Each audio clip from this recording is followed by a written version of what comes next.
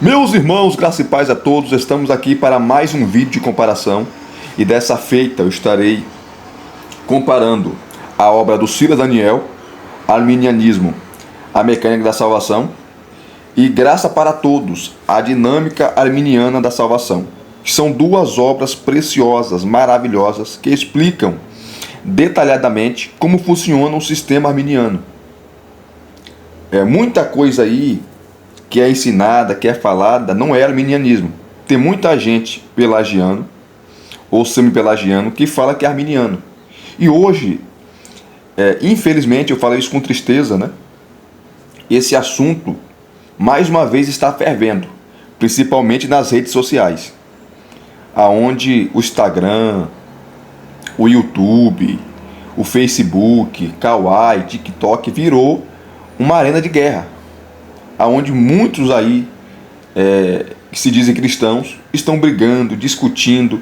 Aí tem calvinistas que falam que os arminianos são hereges, tem arminianos que falam que os calvinistas são hereges. Enfim, é uma coisa absurda, debates que não levam a lugar nenhum, a lugar nenhum. Então, quer conhecer, mesmo que você não concorde, mesmo que você não goste de estudar sobre esse assunto, mas não tem jeito. Quando você vai para uma faculdade teológica, esses assuntos vêm sempre à tona. Quando chega na questão ali da soteriologia, na matéria soteriologia. Por mais que o professor diga que não seja arminiano, que não seja calvinista, ele vai ter que tocar nesse ponto. Não tem jeito, não tem jeito. Então, até tem gente que procura seminários e quer saber se o seminário é arminiano, se o seminário é calvinista. Enfim, então são duas obras que trabalham de forma específica, de forma coesa, consistente, a linha arminiana. Tá? O que a Bíblia diz? Eu já falei aqui em vários vídeos, tá? Que eu não sou nem arminiano nem calvinista. Há muita coisa que eu concordo com o arminianismo, e também há coisas que eu concordo com o calvinismo. Lembrando que a Bíblia não é nem arminiana nem calvinista. Não adianta calvinizar ou arminianizar as escrituras. Mas é interessante você ter essas obras, para você ler, para você comparar, tá? Para você tirar suas próprias conclusões. E são obras preciosas, escritas por homens de Deus. Então, as duas obras eu já fiz o review. As duas. Graça para Todos. Eu fiz dois reviews, e é uma obra espetacular. Quem assistiu o review sabe. Então, vamos falar aqui primeiro dessa aqui, ó, do Arminianismo, a Mecânica da Salvação, uma exposição histórica, doutrinária e exegética sobre a graça de Deus e a responsabilidade humana.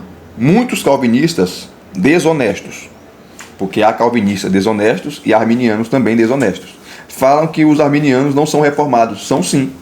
Armínio era reformado. Era reitor da Universidade de Leiden, na Holanda. Ele era reformado.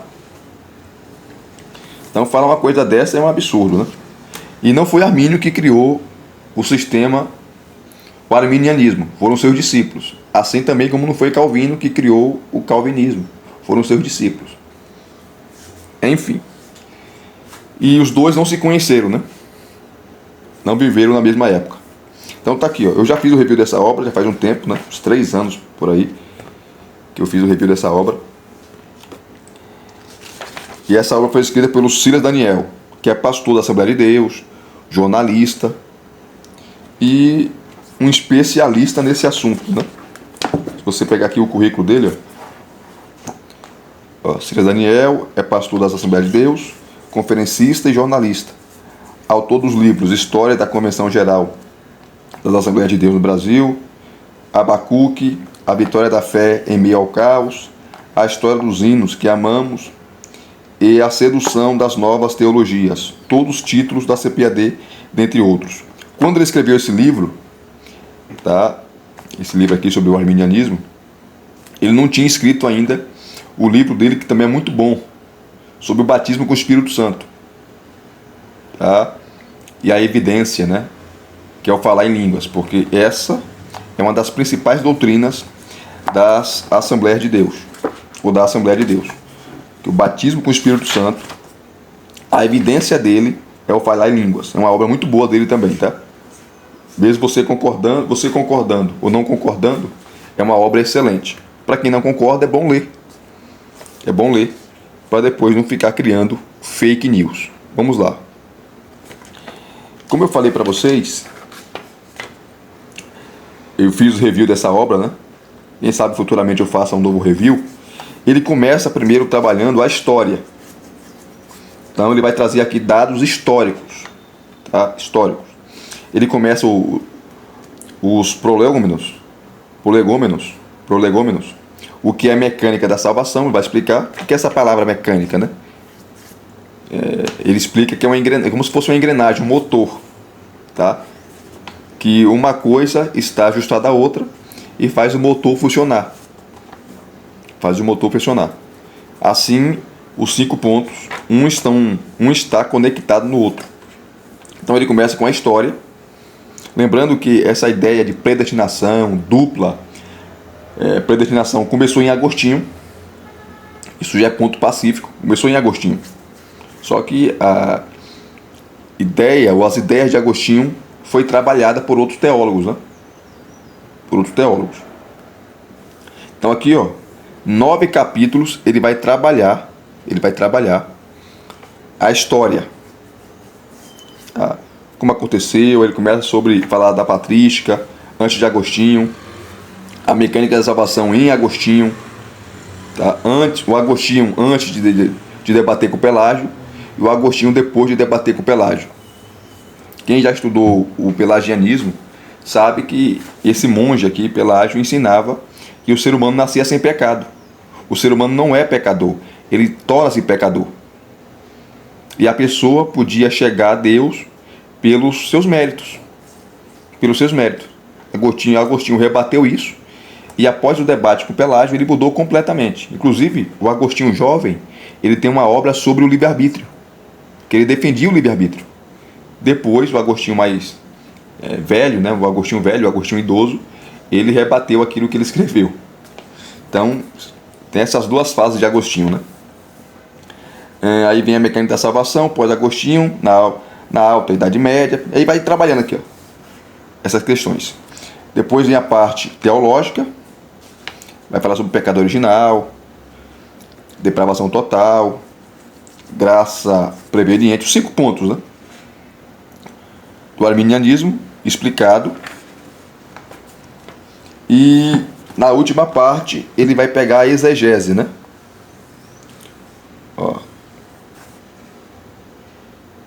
Lembrando que tem arminianos de 4 pontos, tá? O arminiano de 4 pontos não defende perca de salvação. Já o arminianismo tradicional defende que é possível perder a salvação. Mas não é como os reformados ensinam, não. A pessoa acorda salvo, aí à tarde perde a salvação e à noite recupera. Não, isso é piada. Tem a questão da apostasia e por aí vai. Armínio falava, né?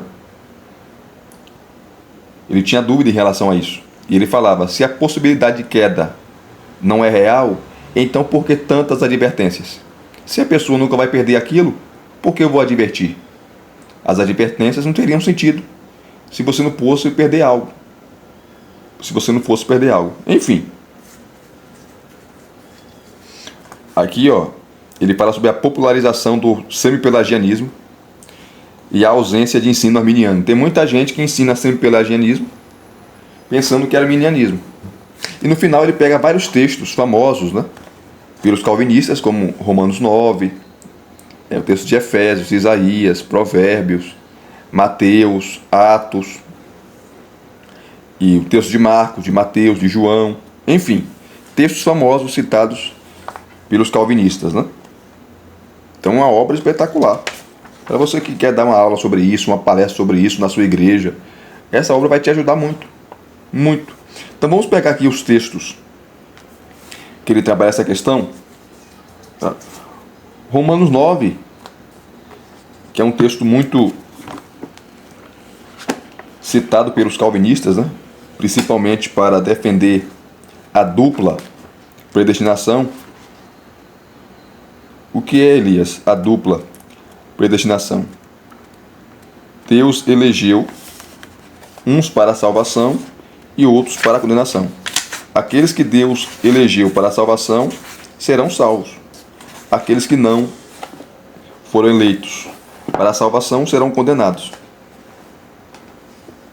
Então está aqui, ó. Ele vai trabalhar a exegese e ele vai defender que Paulo não está falando de dupla predestinação, Esaú e Jacó, porque muitos defendem que Esaú representa os eleitos, e o melhor, Jacó representa os eleitos, e Esaú os réprobos.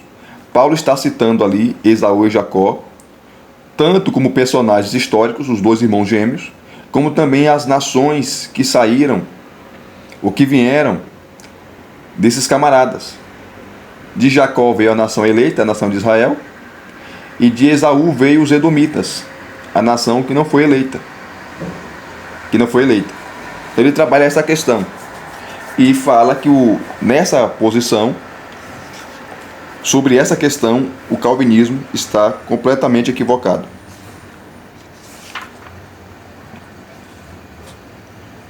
Porque a ênfase de Paulo está na eleição de Israel, que Deus escolhe um homem, Jacó, e desse homem os seus filhos, e dos seus filhos a nação. É muito boa a defesa dele aqui, do Silas Daniel. Então aqui, ó. Cadê? Ele vai pegar aqui, ó, a evidência do contexto imediato. O contexto imediato de Romanos, o contexto imediato do capítulo 9 de Romanos remete-nos claramente a uma eleição corporativa. Se não vejamos. Então não é eleição individual aqui, como ensinam os calvinistas. É uma eleição corporativa, a eleição de um todo. Já na abertura da epístola aos Romanos, o apóstolo Paulo refere-se aos judeus e aos gentios como dois grupos, ao afirmar que o evangelho é o poder de Deus para a salvação de todo aquele que crê, primeiro do judeu e também do grego. Em seguida, para provar seu ponto de que tanto judeus quanto gentios precisam de salvação e que só o evangelho pode proporcionar isso, a ambos, ele mostra como os gentios estão chafurdados no pecado, e como os judeus não ficaram para trás, sendo ambos inexcusáveis.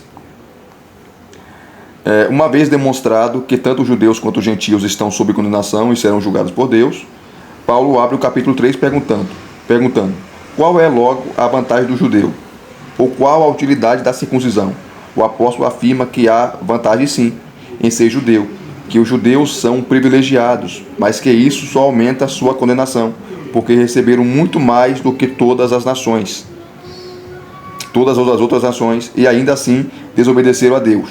Naturalmente, Paulo poderia logo, na sequência dessa afirmação, falar sobre como se dará então a restauração de Israel, uma vez que Deus fez gloriosas promessas a esse povo, e como ressalta o próprio apóstolo, apesar da infidelidade do povo israelita, a sua incredulidade não havia aniquilado a fidelidade de Deus para com Israel.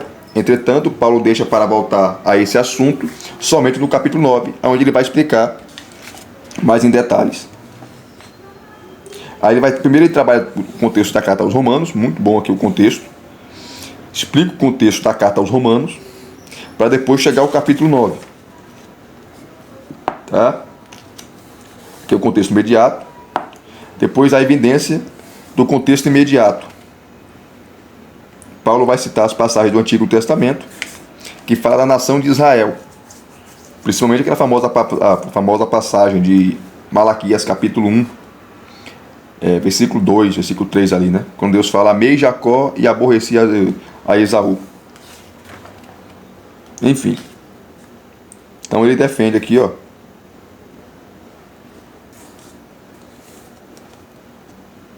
trabalha essas questões, né, históricas e por aí vai.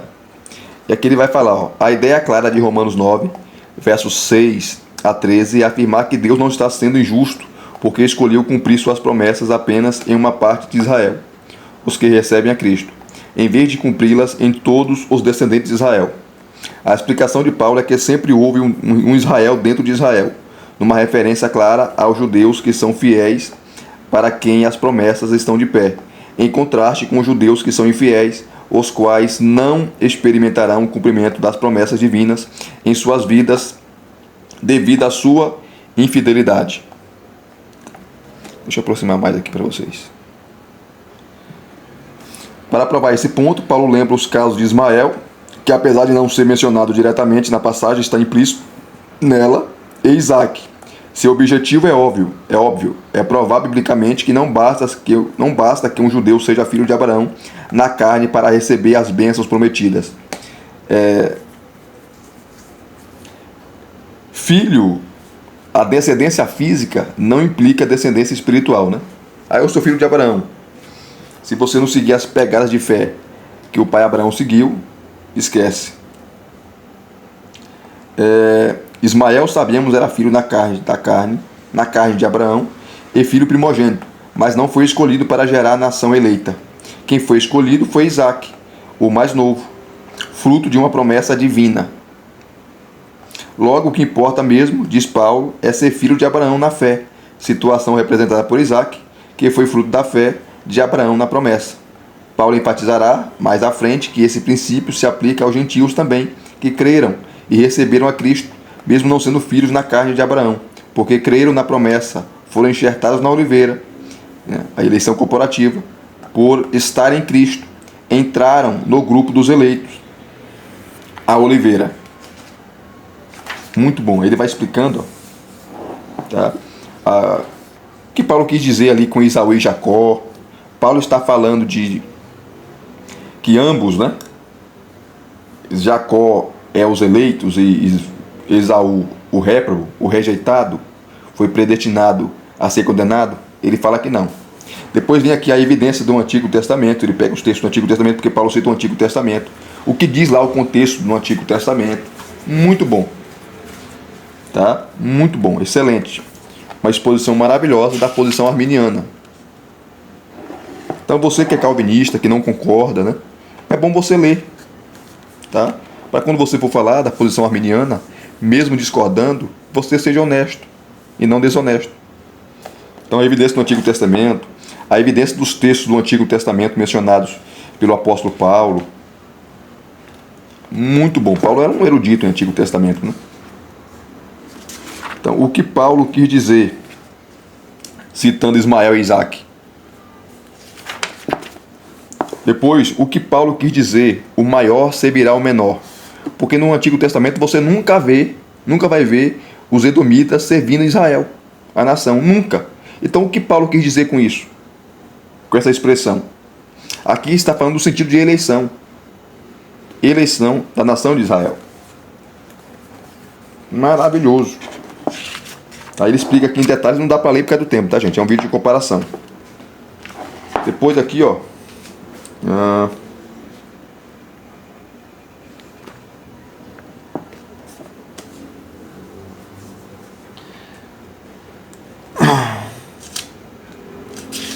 O que significa a expressão que Paulo cita de Malaquias capítulo 1, né?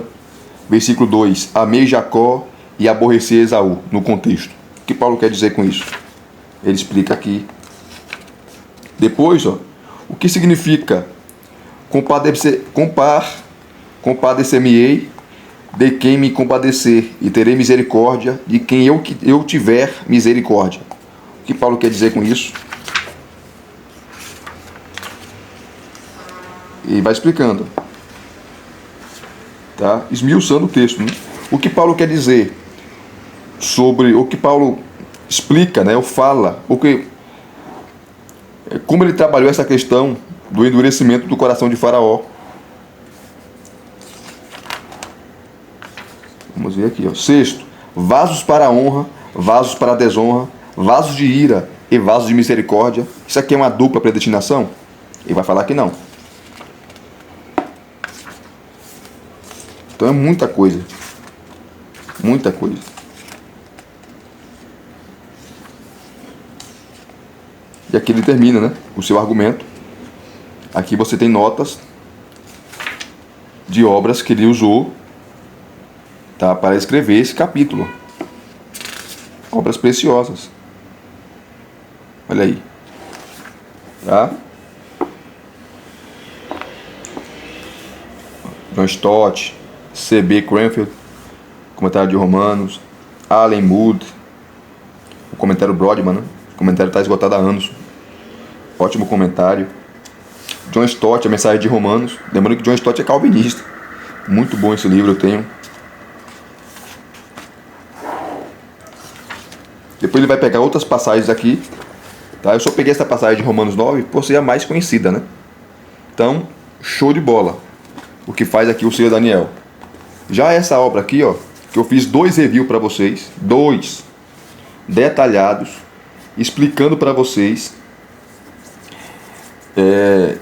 como eles trabalham os 5 pontos do calvinismo. E essa obra é espetacular.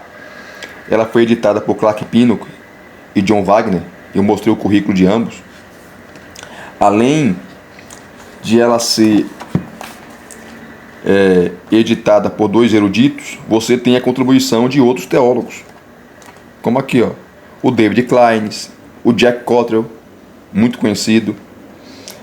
Você tem o Howard Marshall, muito conhecido, doutor em Novo Testamento, espetacular. Você tem o Roger Olson, também muito conhecido. Grant R. Osborne, tá? Você tem aqui o Robert P. Cirilli. Você tem o Clark Pinnock. Enfim, você tem grandes eruditos. E cada um trabalha aqui temas preciosos, né? Tem uns aqui que falam de um tema, 2 temas. Então, é uma obra assim espetacular. Espetacular. Eu já mostrei para vocês, quando eu fiz o review, os 2 reviews, né, os 2 vídeos, os capítulos, são 14 capítulos. Cada capítulo, eles trabalham de forma espetacular o assunto que eles irão abordar. O capítulo 1, arminianismo, é teologia centrada em Deus. Arminianismo é teologia centrada em Deus. Por que o Roger Olson fala isso? Porque muitos calvinistas desonestos, como eu falei, há desonestos no meio arminiano e há desonestos no meio calvinista. Fala que arminianismo é teologia antropocêntrica, aonde o homem é o centro. O homem é o centro. E Roger Olson vai mostrar que não, biblicamente. Que isso é uma fake news de calvinistas desonestos. Tá? Depois, você tem Vernon Grounds. Vernon Grounds vai defender a graça salvadora, que a graça é universal. A graça, ela não salva só eleitos, que é uma graça limitada, né? É só para os eleitos, chamada de graça eficaz. Porque os calvinistas fazem uma divisão: graça comum e graça salvadora. Graça comum, Deus derrama a todos, mas a graça comum não salva. Como ele derrama da chuva sobre todos, o sol vem sobre todos, a saúde, enfim, é graça comum. Mas a graça especial salvadora, não, só para os eleitos. Então deixa eu pegar alguns capítulos aqui. Melhor, um capítulo. Deixa eu pegar aqui sobre a graça salvadora. Assista lá os reviews que eu fiz dessa obra, tá? Que aqui não é review, aqui é uma comparação. Não dá para falar tudo, né? Aqui, ó, a graça salvadora universal de Deus, do Vernon Grounds. Vernon Grounds. Então Deus é um Deus seletivo, um Deus que derrama a sua graça sobre todos. E muitos falam que arminianismo também é universalismo. Isso é uma mentira terrível, né? Porque o universalismo é uma heresia que ensina que todos os seres humanos serão salvos, crendo em Cristo ou não. Arminianos não ensinam isso. Tanto o arminianismo wesleyano como o arminianismo clássico, né? Isso é uma mentira deslavada. Ele começa aqui falando, né? Depois ele cita o texto de Efésios, capítulo 1, do 2 ao 12. Aqui o texto completo. E ele vai explicando que a graça, como a graça de Deus, ela é revelada. A graça de Deus você vê na criação do universo, no cosmos. Deus criou o universo para o ser humano viver e deu todas as condições para o ser humano viver. Tá aí as árvores, os frutos, tá? Você planta e você colhe para sustentar sua família. Tudo isso é graça. Então a graça não abrange só a salvação, abrange tudo, porque Deus é um Deus gracioso. O ser humano não tem mérito nenhum em nada. O ser humano apenas é um mordomo daquilo que Deus dá. Aí ele vai expandindo, né? E vai explicar, e vai falar da graça salvadora, desconstruindo o Deus calvinista, né? Ele vai explicando em detalhes.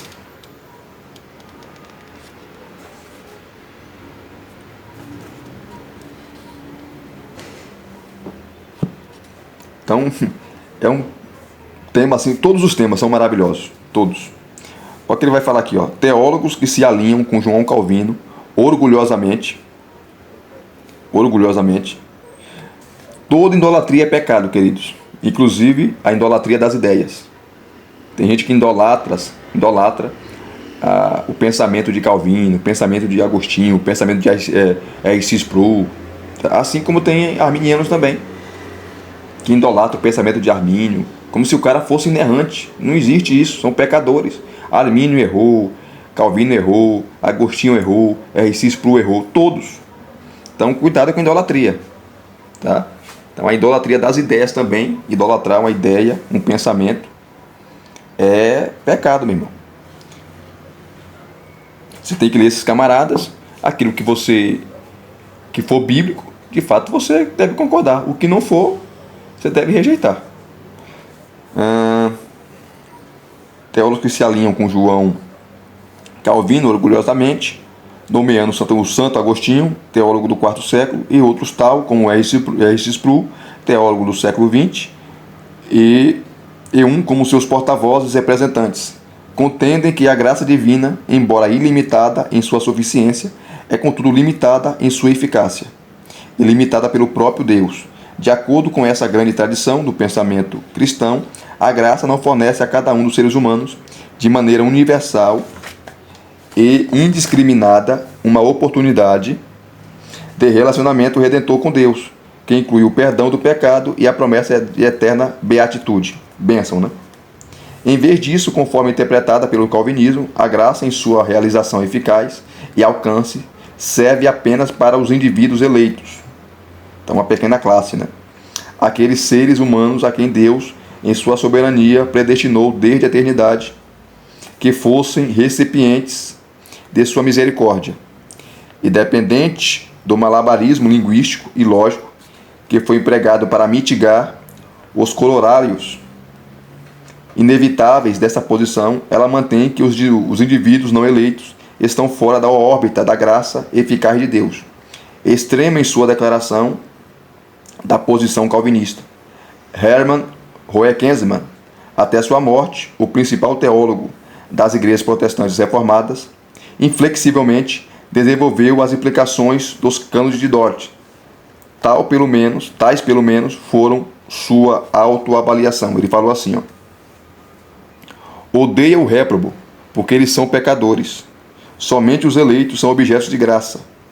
Somente para eles o evangelho é boa nova. Para os réprobos, Deus não tem bênção alguma, mas apenas um ódio eterno. Chuva e raio de sol, o ouvir do evangelho, o sacramento do batismo, se administrado a uma pessoa quando infante, criança, né? São todas maldições amontoadas sobre os réprobos. É o que o cara falou. Então tem muito teólogo que fala muita besteira, irmão. Tanto teólogo arminiano como teólogo calvinista. Por isso você deve sempre ficar com a Bíblia. Leia bons livros de teologia, tenha bons livros, mas entenda, os livros não são inspirados. Nenhum livro escrito por nenhum teólogo, seja ele arminiano ou calvinista, é inspirado. Inspirado só é a Bíblia. Inspirado só é a palavra de Deus.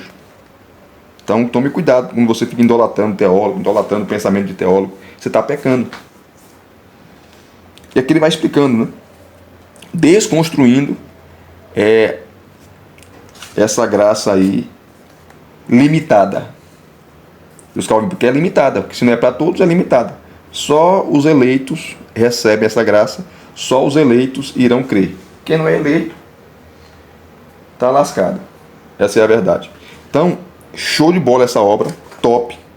Todos os capítulos são maravilhosos. Então são duas obras maravilhosas que vão te explicar o que de fato é o calvinismo, ou melhor, o que de fato é o arminianismo.